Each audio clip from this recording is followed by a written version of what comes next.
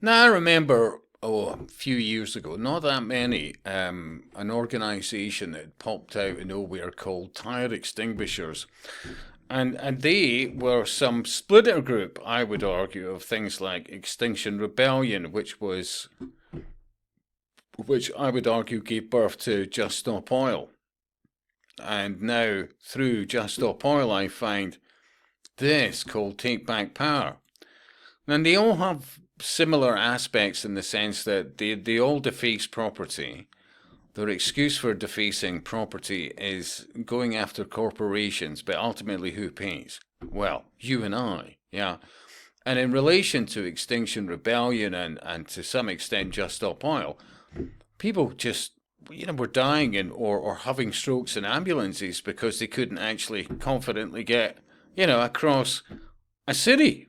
Yeah. While these people were saying, look, we've all got to sacrifice here because, global warming, etc. Although, you look at the data and they keep telling you, oh, look, sea level rises.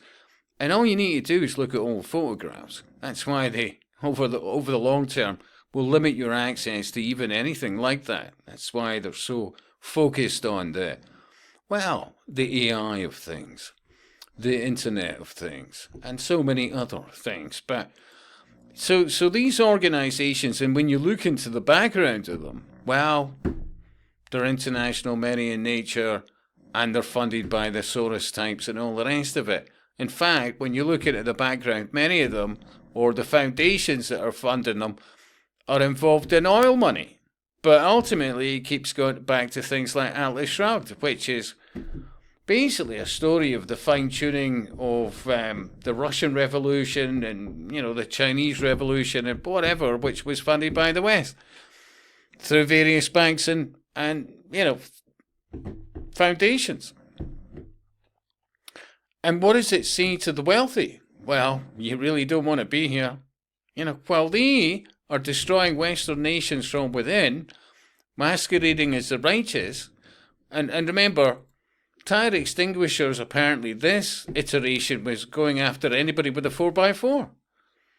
But ultimately, the message is, if you're doing well, you're motivated, you want to be successful in life, we're coming after you. Seriously, ultimately, yeah. But this shit show, yeah.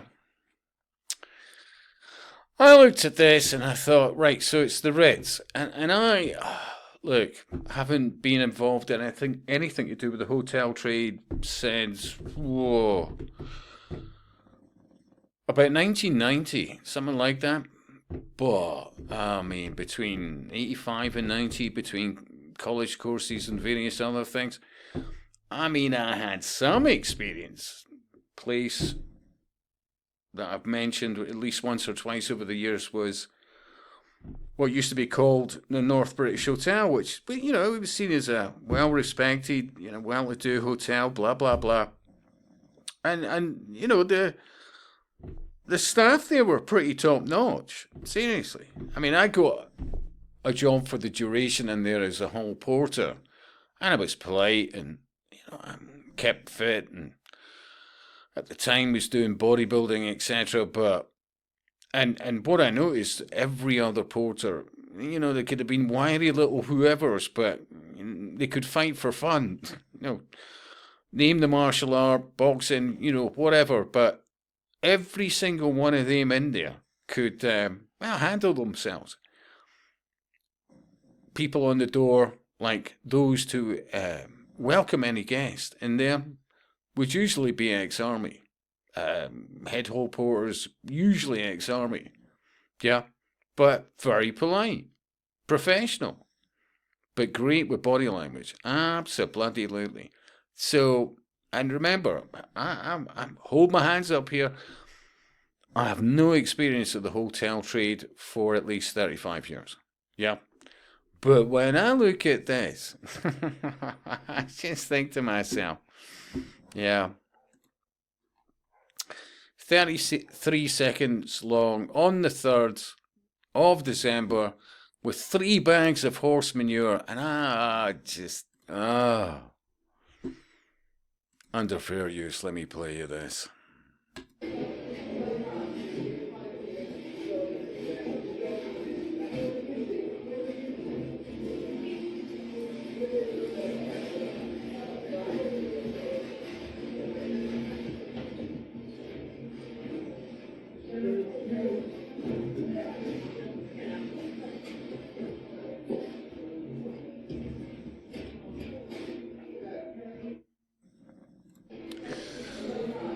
At the very bloody least, I'd say that is really sloppy. You know, even the body language of this guy alone. What's the rush, pal?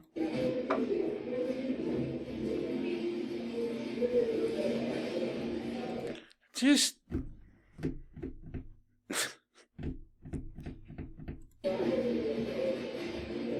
the...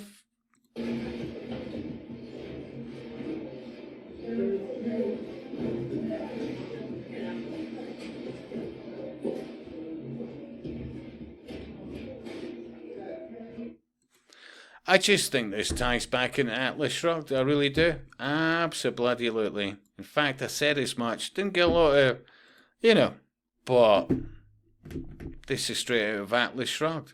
It's the breakdown of everything over time. Go after anybody, the wealthy, all the rest of it. Decentivize anybody with money being in Western nations.